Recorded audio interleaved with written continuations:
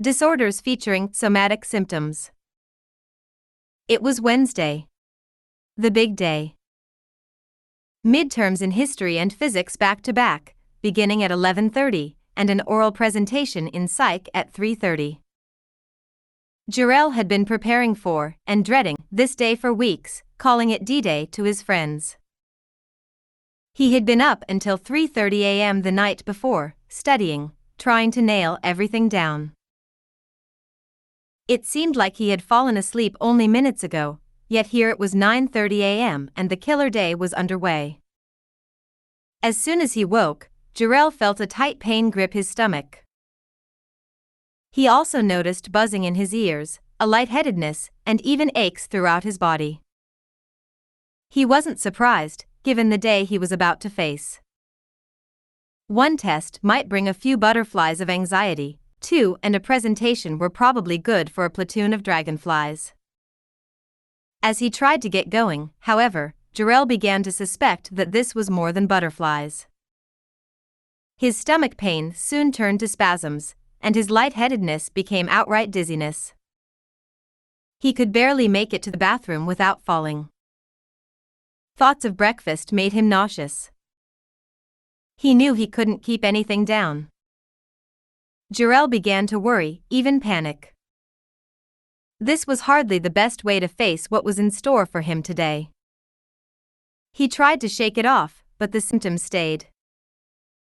Finally, his roommate convinced him that he had better go to a doctor. At 10:30, just an hour before the first exam, he entered the big brick building called Student Health. He felt embarrassed, like a wimp, but what could he do? Persevering and taking 2 tests under these conditions wouldn't prove anything except maybe that he was foolish. Psychological factors may contribute to somatic, or bodily, illnesses in a variety of ways. The physician who sees Jarrell has some possibilities to sort out. Jarrell could be faking his pain and dizziness to avoid taking some tough tests. Alternatively, he may be imagining his illness, that is, faking to himself.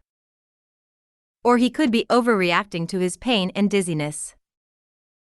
Then again, his physical symptoms could be both real and significant, yet triggered by stress. Whenever he feels extreme pressure, such as a person can feel before an important test, Jarrell's gastric juices may become more active and irritate his intestines. And his blood pressure may rise and cause him to become dizzy. Finally, he may be coming down with the flu. Even this purely medical problem, however, could be linked to psychological factors. Perhaps weeks of constant worry about the exams and presentation have weakened Jarrell's body so that he was not able to fight off the flu virus. Whatever the diagnosis, Jarrell's state of mind is affecting his body. The physician's view of the role played by psychological factors will in turn affect the treatment Jarrell receives. You have observed throughout the book that psychological disorders frequently have physical causes. Abnormal neurotransmitter activity, for example, contributes to generalized anxiety disorder, panic disorder, and post-traumatic stress disorder. Is it surprising, then, that bodily illnesses may have psychological causes? Today's clinicians recognize the wisdom of Socrates' 4th century BCE assertion. You should not treat body without soul. The idea that psychological factors may contribute to somatic illnesses has ancient roots, yet it had few proponents before the 20th century. It was particularly unpopular during the Renaissance, when medicine began to be a physical science and scientists became committed to the pursuit of objective fact. At that time, the mind was considered the territory of priests and philosophers, not of physicians and scientists. By the 17th century, the French philosopher René Descartes went so far as to claim that the mind, or soul, is totally separate from the body, a position called mind-body dualism. Over the course of the 20th century, however, numerous studies convinced medical and clinical researchers that psychological factors such as stress, worry, and perhaps even unconscious needs can contribute in major ways to bodily illness. DSM-5 lists a number of psychological disorders in which bodily symptoms or concerns are the primary features of the disorders. These include factitious disorder, in which patients intentionally produce or feign physical symptoms.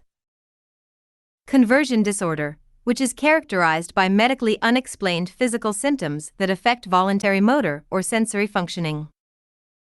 Somatic symptom disorder, in which people become disproportionately concerned, distressed, and disrupted by bodily symptoms. Illness anxiety disorder, in which people who are anxious about their health become preoccupied with the notion that they are seriously ill despite the absence of bodily symptoms. And psychological factors affecting other medical conditions, disorders in which psychological factors adversely affect a person's general medical condition.